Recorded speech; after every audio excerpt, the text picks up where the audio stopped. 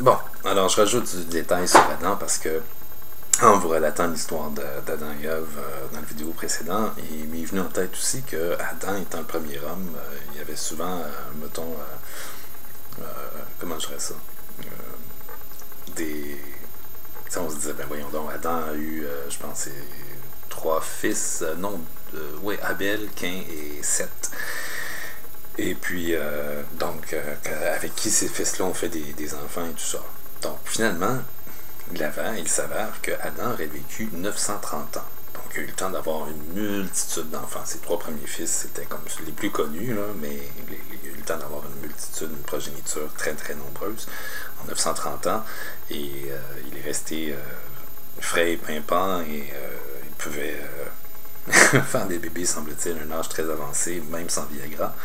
Et ça m'apporte donc, c'est ça, là, il y a beaucoup de personnages bibliques qui ont vécu des centaines d'années. Noé, 950 ans, Mathusalem, 969 ans. Bon, il y en a qui sont morts jeunes, là, à 430 ou 430 ans, des choses comme ça, dans les fils et les petits-fils de Noé.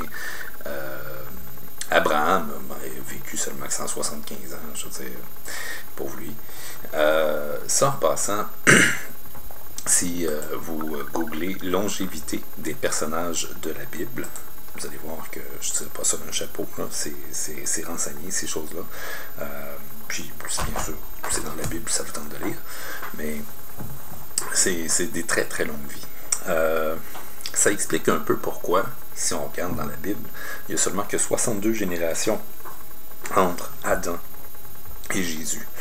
Donc, si vous regardez Luc 3, 34 à 38, vous allez voir qu'il liste de Adam à Abraham 20 générations. Et si on regarde Matthieu à 1.17, il liste de Abraham à Jésus 42 générations. Donc 20 plus 42, 62 générations. C'est pas beaucoup.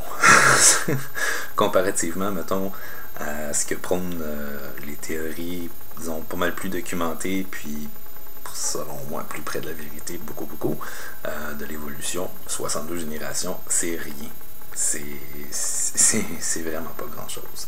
Donc, encore une fois, c'est une allégorie, c'est des écrits qui sont là pour qu'on en apprenne, disons, le sens magique, mais qu'on n'accepte pas la vérité de ces choses-là comme étant une réalité là, pure et dure.